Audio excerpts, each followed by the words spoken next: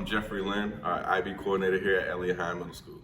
What you're about to see are some highlights from our 2019-2020 Invention convention that were housed here in Trellis. This year we'll be doing a community project with our 8th graders. The dates will be May 30th through June 2nd. We look forward to seeing you, and we hope you enjoy the show. Thank you. Welcome to the Invention Convention of 2020. So what I need you to do, I need you to please sign in. Do you have a student that attends Eliot Hine? My granddaughter. What grade is she in? 6. 6th grade? Okay, so I'm gonna have you start out in Pod A. So go ahead, sign your name first. Should have brought my glasses. Oh. And let me know when you're ready and I'll explain to you. So basically, this is the folder. So I want you to start out in Pod A. So I have, we have people waiting at the door, and they'll escort you. So basically, this is our welcome package. It's basically thanking you for being here, and it's letting you know what you'll be investing in and what you're previewing. This right here is a rubric, and in the rubric shows basically you're scoring the students on their creativity, originality, complexity, etc. So you give them a score, and then you turn this folder back in at the end of the day. If you need more papers, just let me know. So you can also go to the other pod, which is B pod, to go look. But since I gave you A pod, we like you to go to A pod first, and you can go to any room in A pod and you can score it and you can look at it. Okay. Today with our machine we have a DCSA, and basically what it does is this part of the machine basically it's like a tube and a magnet that will attract all the pieces of plastic, and sometimes you might have like literal pieces of plastic that will be right there for the little tubes. Okay, so this is the tube that carries all the plastic from this into the compactor, and there are cameras in it so that you can see if there are any like fish or animals so they won't get hurt. And once the plastic goes into the compounder, it will smash it into a medium size, like not too big and not too small. And in case something happens and the plastic ends up in the ocean again, and the fish try to eat it, it won't be the size for the fish to fit it in their mouths. Okay, so basically this project is supposed to like lower the levels of like the plastic in the ocean and on land, and it's also supposed to lower the levels of animals dying. Our boat's name is called the Equinator, and it helps collect trash from rivers so fish don't choke on plastic or turtles don't either. We have made this boat because the trash here, it will collect the trash, and the fish might have a high possibility to die if we don't collect the trash. At the bottom, it's where all the trash goes, and at the top, we suck in the trash. Alright, so the top is where the trash goes into the motor, and the bottom is where it collects the trash. And also, if fish get caught into it, they'll be able to get out. This is the plastic collector. This is our net. It collects plastic from out of the bodies of water, so the animals that are in the water cannot eat it and then die. It's a tube, so if the plastic don't come into the net, it can most definitely come into the tube, and then when we take it out the water, then we can get the plastic out the tube and the net, so we can put it right back in the water and it can be recycled again. We can use it again. Hi, welcome to the Eliot Hine Network. Today, my name is Kyrie, and I am your host. Today I have here Taiwan with his project. So Taiwan, show us what you have here. So what I have here is the SS Taiwan with 2 generators at the top right here. So as you can see, the middle right here collects the plastic, and so the water will go in. Plus this generator right here, it will clean the water without the plastic inside, and this generator right here will spill the water out so it can come out clean again. Our prototype is the plastic disposal, or PD2. This white thing right here is the sink, and inside of it is the garbage disposal, which grinds it up and goes to a facility.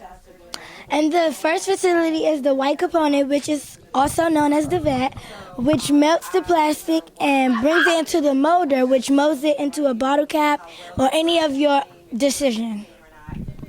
And then it goes into the conveyor belt, and then goes into the truck.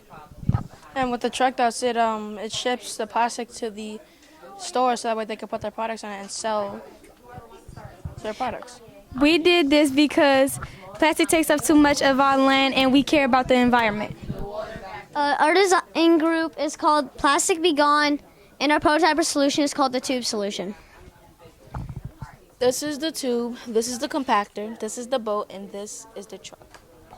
The tube will suck up the plastic into the compactor, which will break down the plastic into smaller pieces. Those smaller pieces will be stored in the boat, which will go to land. Then, after the plastic goes to land, there will be a truck which will transport the plastic to a recycling place.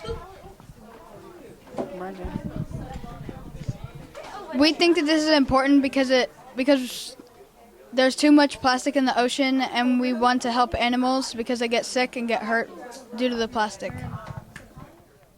Welcome to the water vacuum presented by the Ocean Life Saviors. This is our vacuum. This is the mouth. This is the suction tube. This is the on button. This is the off button. This is the net that catches the plastic. The vacuum is actually controlled by a crane. As it goes down, it sucks up the plastic, and any fish that's entered, it will automatically stop and lets out all the fish. And as the fish is gone, it will continue to suck up all the plastic, and it will be entered in the net. This project helped us because it saves animals that's in the water. Good morning. My name is Denai. I'm going to introduce the meat and crab. The problem is too much plastic is polluting the ocean, and we came up with the mutant crab because to stop the animals from dying. The mutant crab has two mechanical arms, here and here. It collects the garbage and puts it inside of here, and it feeds the animals through a small tube behind its arm. And the sensor is so it doesn't harm fish or animals. The solar panel is so it works underwater.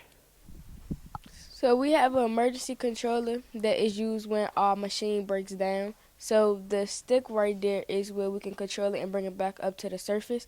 And the red button is where we can press it and it automatically comes to the surface. this is important to people so the trash won't be in the fish way. The topic of this is solution to pollution. This is our robot Harry, and he picks up garbage with this hand and puts it into this bin. And he picks up plastic in this hand and put it in the recycling bin. To conclude this is why you shouldn't litter. This is something that can help our environment.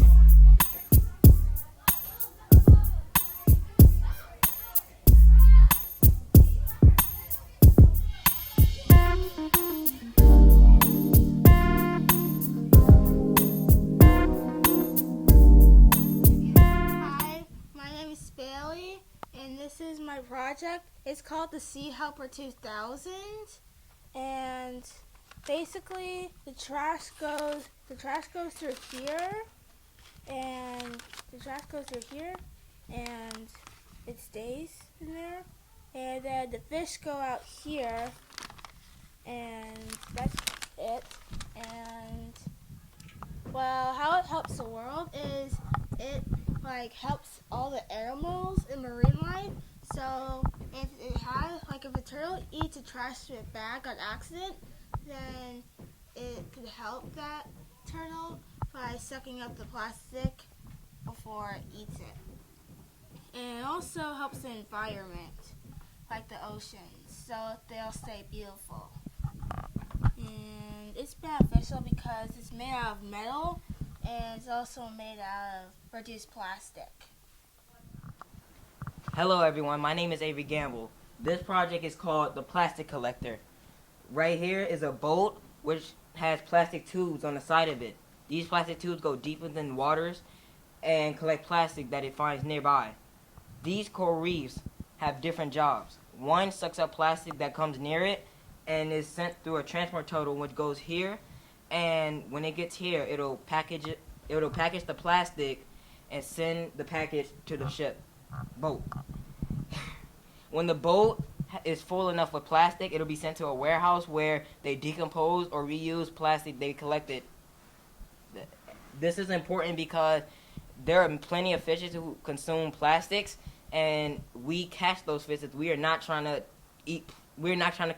consume plastic like they did as well. Okay, so my invention is It's called the Plan to Scan. And so my invention is basically a scanner right here that tells you like what bin to put stuff in.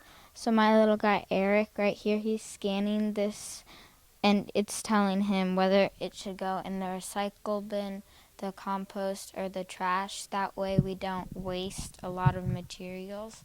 And so I think my invention is a good, like a useful invention because 80% of recyclable plastic bottles are put in the trash can, and that's a huge waste, and this would prevent like big waste like this from happening, so we can reuse our materials and get the best out of them. I don't know, you just drunk some coffee or something, like you would scan it and it would tell you whether to put stuff in there, and so that is my invention. So my idea is called the solution to pollution, and basically what happens is a lot of times when people drop trash on the ground, it ends up goes through the gutters and goes to the ocean. So my idea is to put bars over the gutters that would help so that trash can't get through, but water still can. So this is my model, and the purple part is the gutter, so that would already be there, and then you would install horizontal bars so that the trash couldn't get through, and then so that it doesn't get clogged with leaves and trash and things, there's like a rake, and you use it to like clean the bars so that the water can still get through so that it doesn't flood. And this would help the environment because the trash wouldn't end up in the water, so there wouldn't be like microplastics in the water and people wouldn't get sick from eating fish.